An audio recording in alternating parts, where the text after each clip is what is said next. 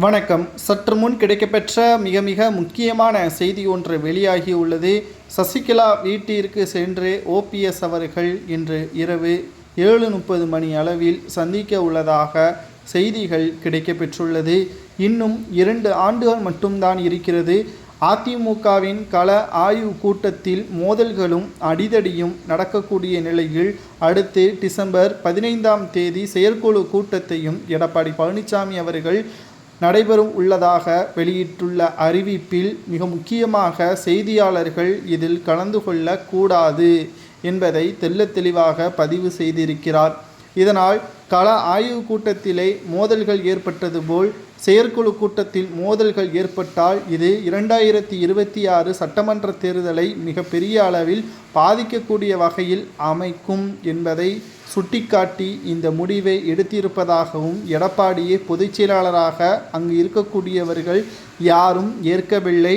ரகசியமாக செங்கோட்டையன் அவர்கள் ஓபிஎஸ் அவர்களை சந்தித்து ஒரு அழைப்பிதழை கொடுத்துள்ளார். செயற்குழு கூட்டம் நடைபெறுவதற்கு உள்ளே விட வேண்டும் என்றால் அழைப்பிதழ் முக்கியம். குறிப்பிட்ட நபர்களுக்கு மட்டும்தான் அழைப்பிதழ் கொடுக்கப்பட்டுள்ளது. அதை செங்கோட்டையன் அவர்கள் ஓபிஎஸ் அவர்களுக்கு கொடுத்திருப்பதாகவும் டிசம்பர் 15ஆம் தேதி நிச்சயம் ஓபிஎஸ் அவர்கள் இந்த செயற்குழு கூட்டத்தில் கலந்து கொள்வார் என்ற எதிர்பார்ப்பும் கிளம்பியுள்ளது. இன்று சசிகலாவை எதற்காக ஓபிஎஸ் அவர்கள் சந்திக்க வேண்டும் என்று பார்க்கும் பொழுது அதிமுக சரியான பாதையில் செல்லவில்லை என்பது நமது அனைவருக்கும் நன்றாகவே தெரியும். அதிமுகவை மீட்டெடுக்கக்கூடிய பணியில்தான் சசிகலாவும் ஓபிஎஸும் இருக்கிறார்கள்.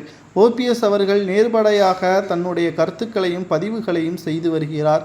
சசிகலா அவர்கள் புதிய யுக்தியை பயன்படுத்தி கடைசி நேரத்தில் அதிமுகவை மீட்டெடுப்போம் என்பதை தெரிவித்திருக்கிறார்.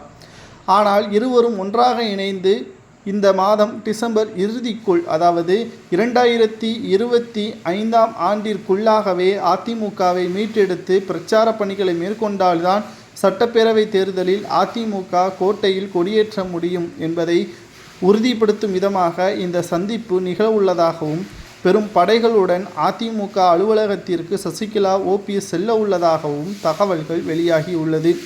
நீதிமன்றத்தில் வழக்கு நடைபெற்று கொண்டிருந்தாலும் தொண்டர்கள் முழுமையான ஆதரவு இருந்தால் நீதிமன்ற தீர்ப்பை எதிர்த்தும் கூட அதிமுகவை மீட்டெடுக்கலாம் என்பதை சுட்டிக்காட்டிதான் இந்த சந்திப்பு நடைபெற உள்ளது.